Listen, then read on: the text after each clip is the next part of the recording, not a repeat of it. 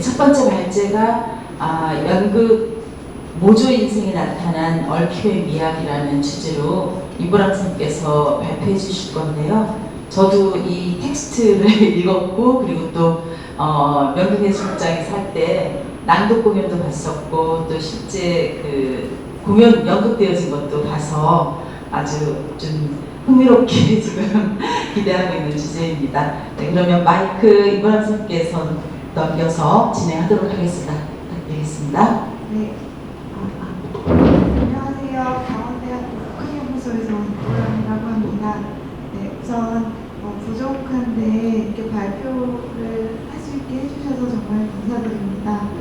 네, 저는 천수환의 희곡을 원작으로 한 동명연극 모조 인생을 대상으로 해서 인간과 비인간 주체의 관계 맺기를 얽힘의 미학이라는 키워드로 분석해보고자 했습니다. 공연은 이 둘의 경계가 흐려지는 깊은 밤, 여기서 밤도 중요한데요. 모두가 잠든 꿈의 세계에서 출발합니다.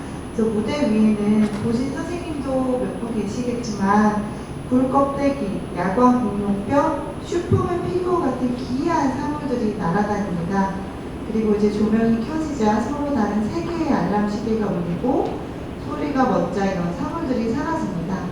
이어 세 배우가 잠에서 깨어나고 그들 곁에는 각자의 신체를 닮은 또 다른 배우가 서 있습니다. 제가 이 연극에서 주목한 것은 배우들이 신체로서 또 배우가 존재한다는 거였습니다. 그래서 이 연극에는 총 6명의 배우가 등장합니다.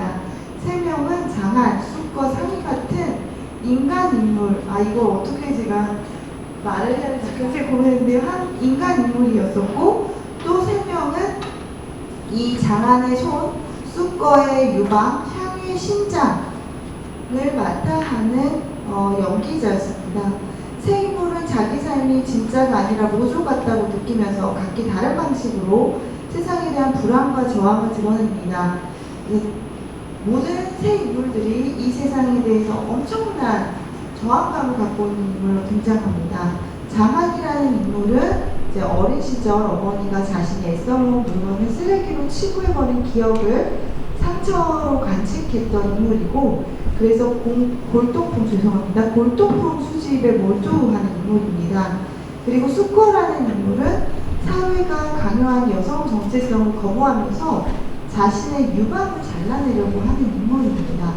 그리고 샤미는 사회적으로 성공한 청년처럼 보이지만 안정된 삶의 불편함을 느끼는, 그래서 이 세상을 구원해야겠어 라고 생각하는 인물입니다.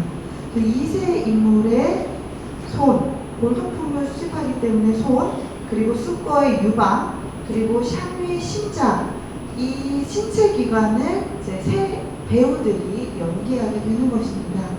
그래서 이렇게 장안의 두 손이나 유방, 심장은 인간의 몸에 종속된 신체 기관이 아니라 신유물론적 관점에서 보면 이들은 연극에 직접적으로 개입하는 또 다른 비인간 행위자로 설정됩니다. 즉, 두 손은 장안이 물건을 수집하도록 돕지만 동시에 그가 그 일에 광적으로 매달리게 하는 역할을 하고요.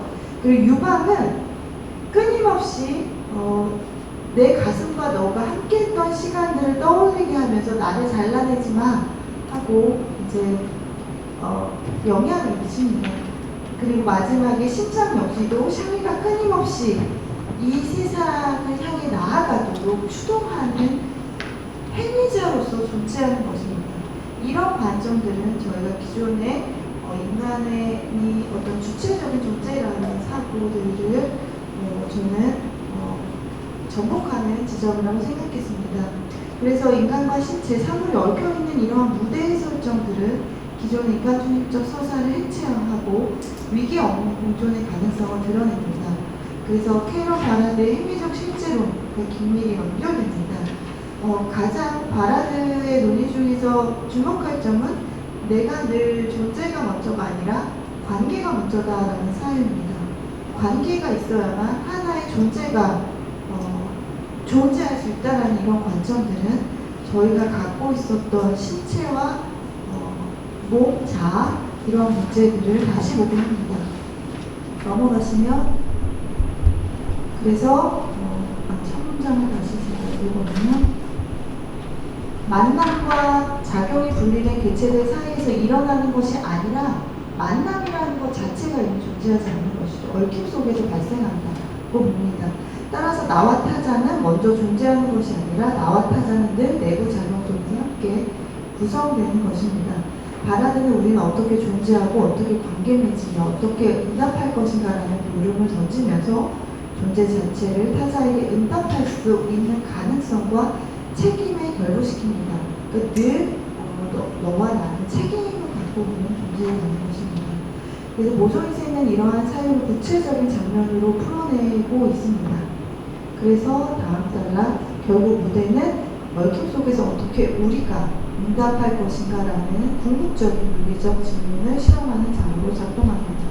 왜냐하면 관객 역시도 그 무대를 바라보는 또 다른 관계 맺음의 행위자들이라는 관점에서 연극에 주목하고 있기 때문입니다. 이 글은 희고 모조인생을 텍스트로 삼고 2025년 3월 미마지 아트센터 눈빛 극장에서 공연된 동명 연극을 보조적으로 창조하려고 합니다. 저는 텍스트를 희곡으로 했습니다. 연극이 너무 어려워서 그래서 저는 이렇게 구체적으로 세 가지 질문에 대해서 이제 본론을 풀어나가려고 합니다. 첫째, 신체 기관과 사물 같은 물질적 행위자는 어떤 방식으로 얽힘의 미학을 구성하는가, 형성하는가. 둘째, 의도와 인과관계를 벗어난 우연한 만남은 어떻게 타자에 대한 감수성과 응답의 가능성을 열어젖히는가. 셋째, 연극의 희곡의 주요 장면들은 자아 세계의 관계를 어떻게 재구성하면서 열린 존재의 가능성을 탐색하게 하는가라는 것입니다. 이 질문을 첫째, 둘째, 셋째 질문들을 따라가면서 이 연극을 살펴보면서 얽힘의 미학이라는 것이 어떻게 이 시대 연극을 다시 살펴볼 수 있게 하는지를 규명하고자 합니다. 먼저 얽힘의 행위자들입니다. 그래서 여기에서 제목에 보시듯이 기묘한 사물들, 신체기관, 인형다리입니다. 무대의 복잡한 관계망을 이끄는 중심 행위자는 인간 인물을 연기하는 배우뿐만 아니라 기묘한 사물, 신체 기관을 연기하는 배우, 그리고 인형 다리입니다. 이런 논의들이 연극하신 선생님들께 기호학이나 이런 쪽에서 너무나 연구가 많이 돼서 이것을 어떻게 제가 시니어론으로 끌어올까 이런 고민을 지금 계속 하고 있습니다. 제1막 제1장의 지시문은 여기 인용문에서 보시면 그래서 이렇게 복잡한 행위자들이 어떻게 얽히는지를 가장 선명하게 보여주는 지시문이라고 생각했습니다. 첫 장에서 이제 이렇게 시작합니다. 깜깜한 밤에 모두가 깊이 잠들어 있다. 꿈속에는 껍데기에 쌓인 굴, 야간 목록병, 슈퍼맨 피규어, 그리고 또 꿈속에서나 나올 수 있는 각종 기이한 물건들이 이들 머리 위로 번갈아 왔다 갔다 날면서 춤을 춘다. 날이 밝아오자 세 개의 알람 시계가 각각 다른 소리로 동시에 울린다. 공중을 왔다 갔다 하던 물건이 갑자기 사라지고 장한 숲과 샹이는 각자 알림을 끄고 뒤척이며 잠에서 깬다. 이때 장한의 두 손, 숲과 유방, 샹이의 심장이 각각의 몸 옆에서 따로 나타난다. 세 사람은 침대에서 일어나 이를 닫고 몸을 가다듬는다. 다른 사람들은 무대를 떠나고 중앙에는 장한과 그 손만 남는다. 깜깜한 밤 인물들이 깊이 잠든 사이 무대가 열리기 시작합니다. 그때 다양한 사물들이 배우들의 머리 위를 움직이면서 지나갑니다. 그리고 지시문들은 이런 것을 움직인다가 아니라 춤춘다라고 규정하면서 이 사물들이 스스로 속도와 리듬을 나타내는 능동적 존재임을 드러냅니다. 그리고 무대에서 관객들이 가장 먼저 목격하는 것이 바로 이런 사물의 춤입니다. 알람 소리가 울리고 이제 공중을 오가던 사물들이 자취를 감추게 되고 이때 장한과 숲과 샹이가 몸을 일으키면서 장면이 전환됩니다. 그런데 이 연극에서 가장 먼저 호명하는 존재는 인간 배우가 아니라 사물 배우들입니다. 저는 장한입니다. 오히려 사물들이 인간을 호명하면서 무대가 시작됩니다.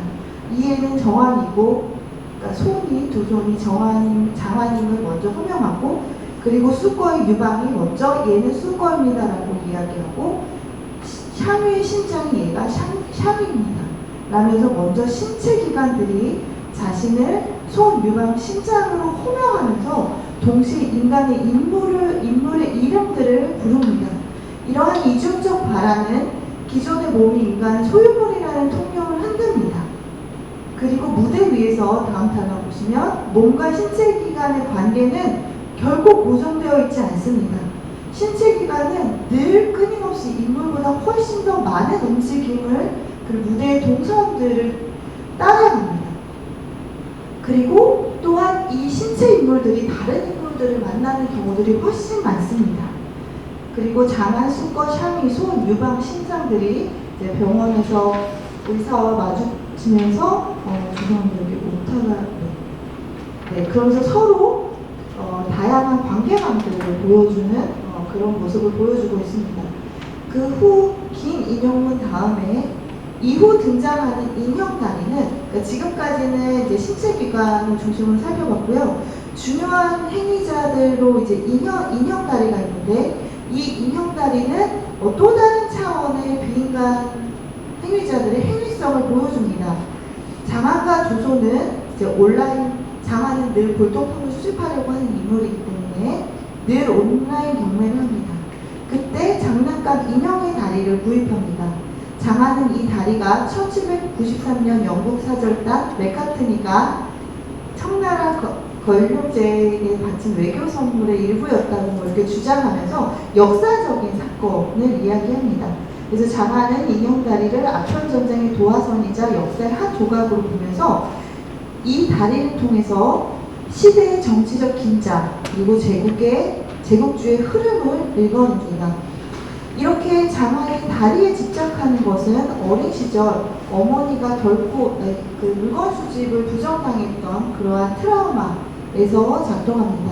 그러나 이 연극에서는 인형이라는 것이 이렇게 과거의 역사를 읽고 또 현재를 읽고 새로운 관계를 만들어내는 새로운 물질적 주체로 변화되는데요.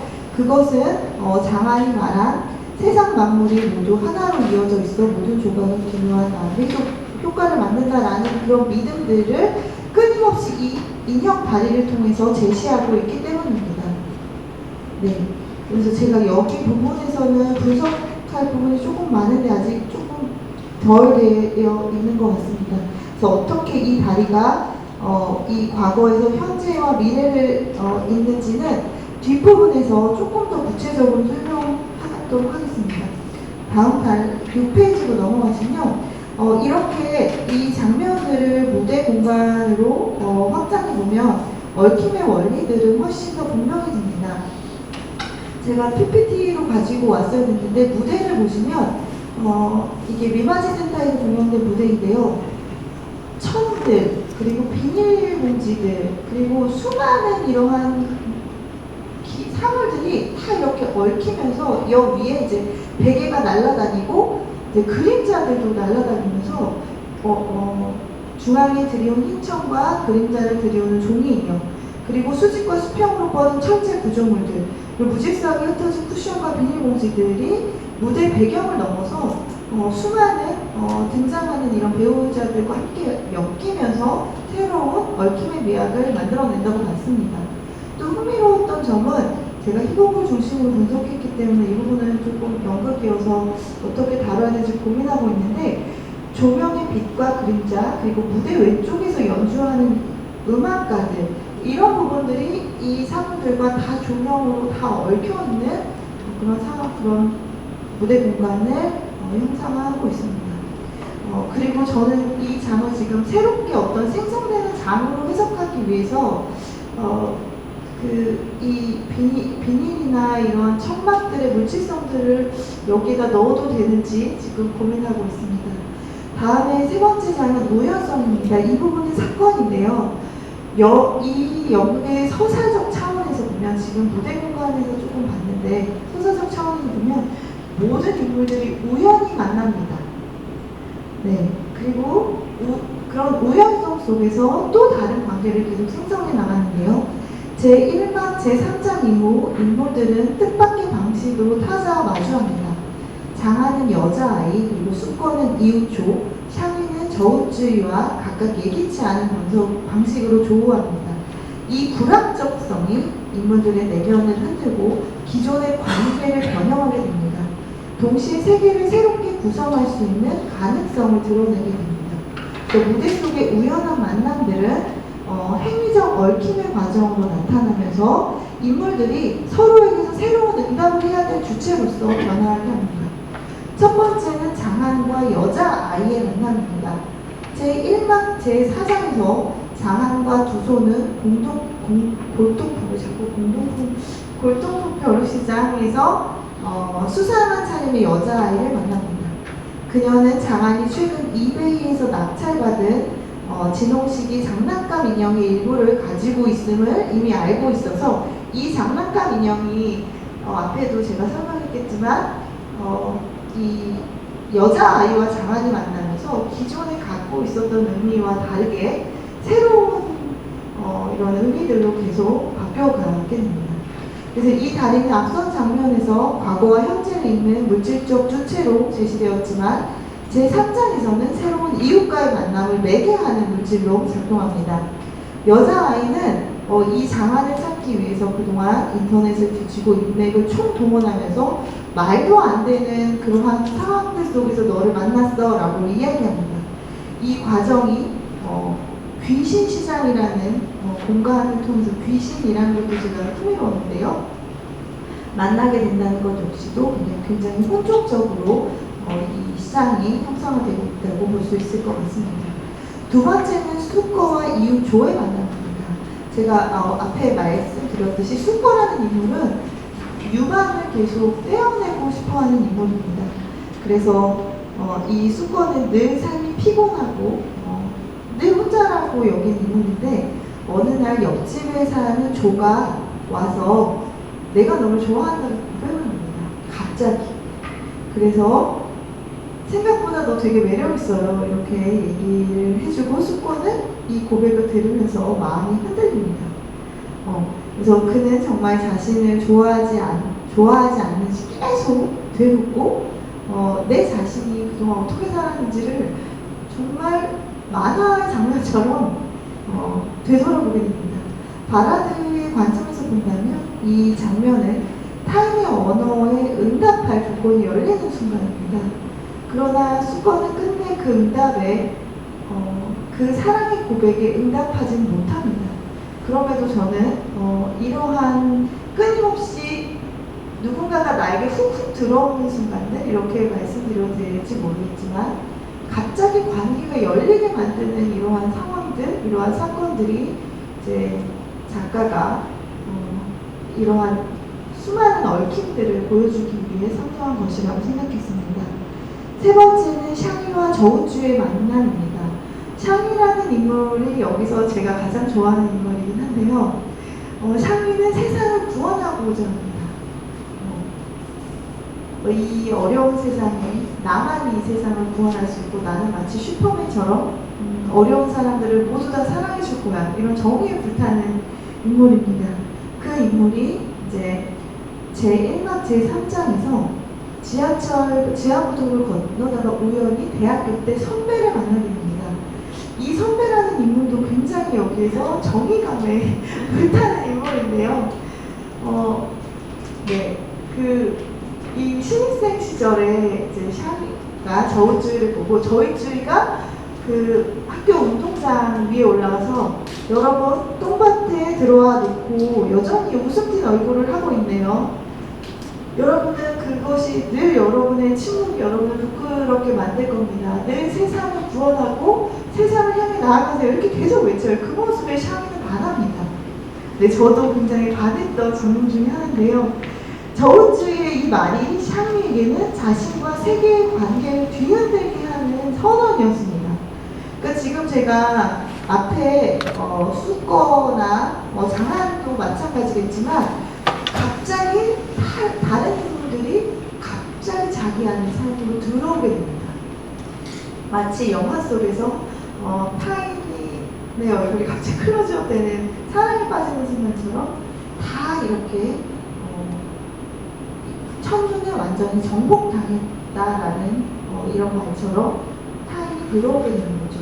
그때 세계 전체가 흔들리는 충격을 경험했다고 저울주의는 말합니다. 그리고 30대가 되어서 다시 만난 저울주의는 샤미에게 나 지금 눈이 없어. 내 눈을 세상에 기증했고 밥 한 끼 살 돈조차 없어. 그러면서도 오히려 샤미 너 얼굴이 좀 안 좋아 보여. 라면서 오히려 샤미를 걱정하는 이런 완벽한 어떤 인물이라고 할 수 있을지 모르겠지만 그런 인물입니다.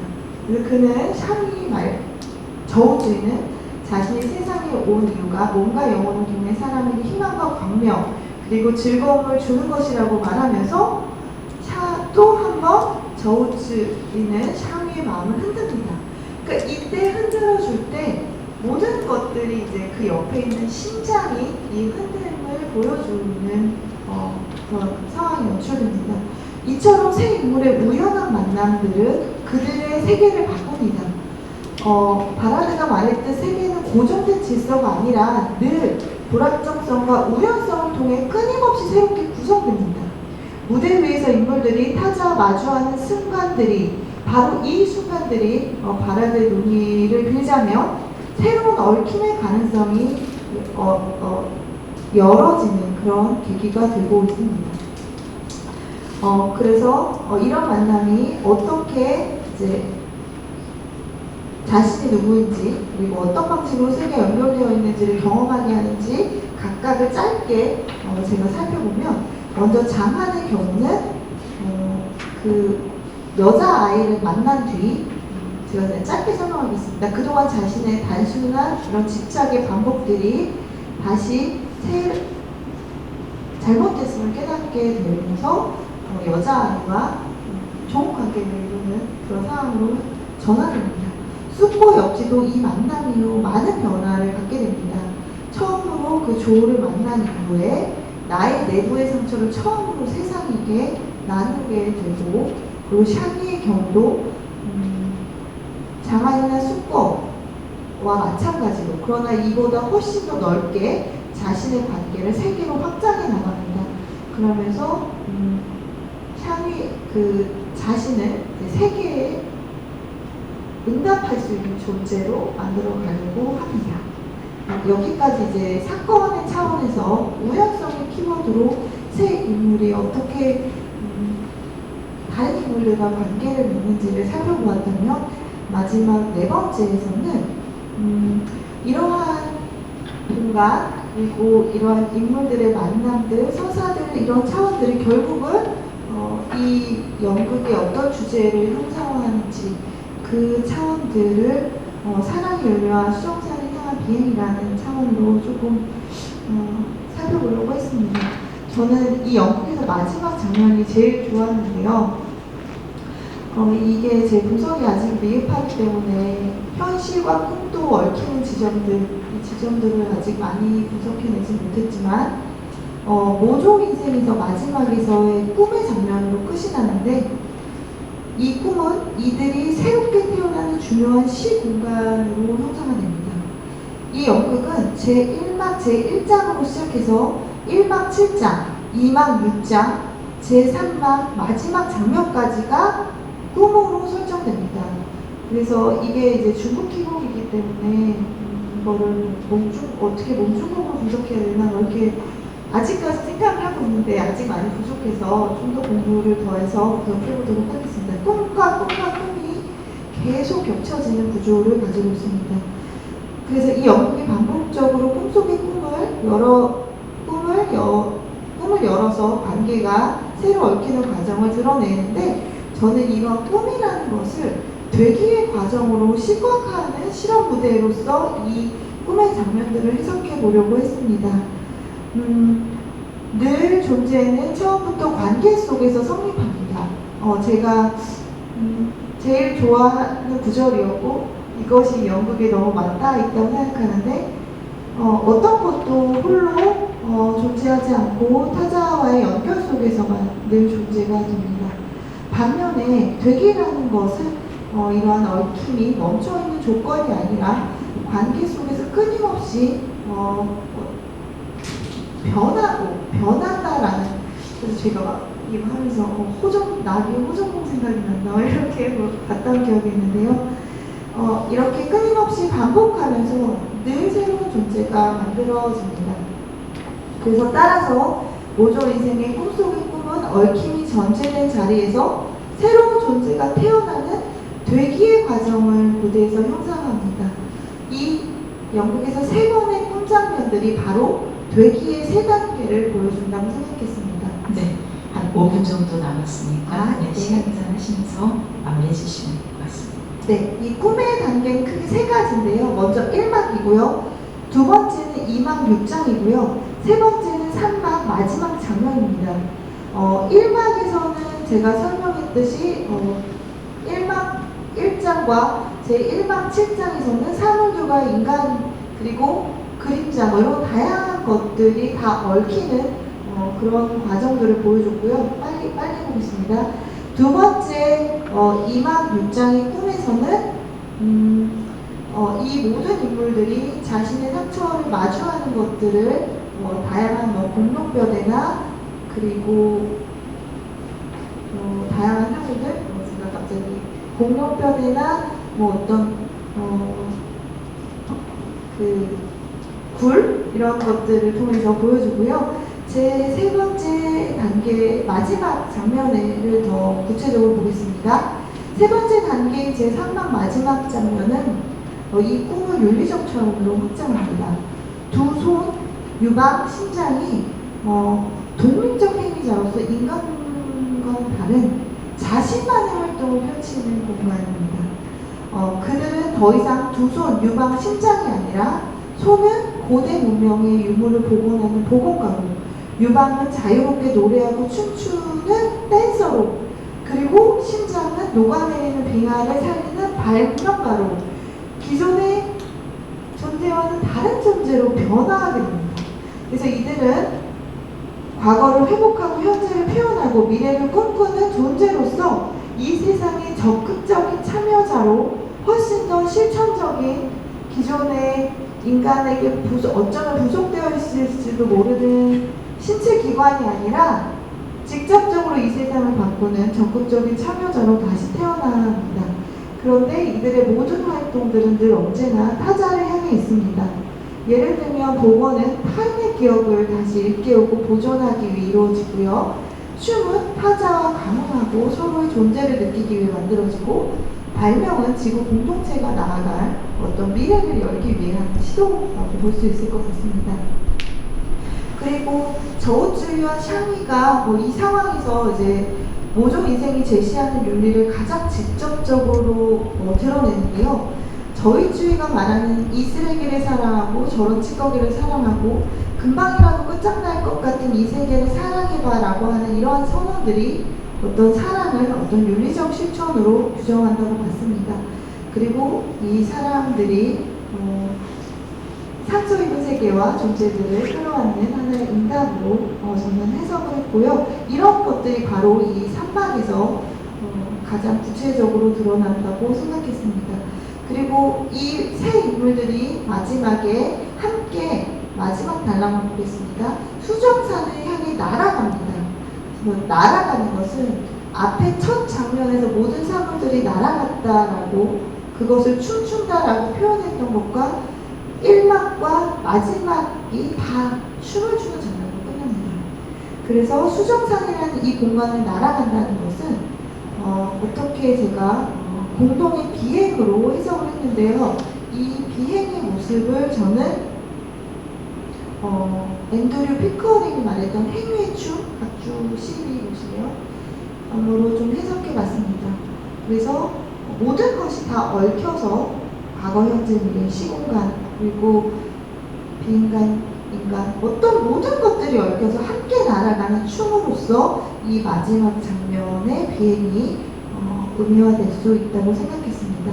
그래서 특히 수정산이라는 공간도 의미 있었는데요. 수정산은 투명하기에 누구에게나 열려있지만 너무나 투명해서 자칫하면 부딪힐 수 있는 것, 언제나 충돌과 상처의 위험을 안고 있는 곳이긴 하지만 늘 이곳에서 타자와 얽힘으로써 무언가가 늘 그 투명한 속에 모든 것이 또 다른 가능성이 있지 않을까라는 그런 생각을 하면서 마지막에 모조 인생의 마지막 장면은 모든 인물들이 함께 치유의 윤리, 모든 사랑의 윤리 이런 지점을 비행기 이미지로 얽힘을 통해서 형성하고 있다고 생각해 보았습니다.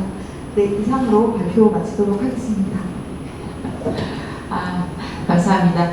그 철수한 사실 모조 인생 텍스트 처음 읽었을 때 조금 이거 어떻게 형상화할까 막 그런 좀 이제 저는 또 배우로서 그런 고민도 되게 생겼던 작품이었고 예전에 한 10여 년 전에 황금용이라는 텍스트를 처음 읽었을 때도 조금 그 대본 받고 좀 이거 배우로서 어떻게 표현하지 막 이런 생각들이 되게 많이 들었었는데 어아이도 그렇고 요즘 중국 그 현대 희곡들이 상당히 독특한 어떤 글쓰기들을 나타내면서 공연화하고 있는 것 같습니다. 그래서 학생들도 이제 또 이런 작품들을 많이 또 실험적으로 해내기도 하고요. 지금 선생님 발표 들으면서 저는 이제 공연 봤던 것을 조금 모호했던 부분들도 있었는데 지금 이 글 읽으면서 그 이미지들이 다시 한번 조금 다 이런 것들로 해석되어질 수 있겠구나라는 생각도 들었던 시간이었던 것 같습니다.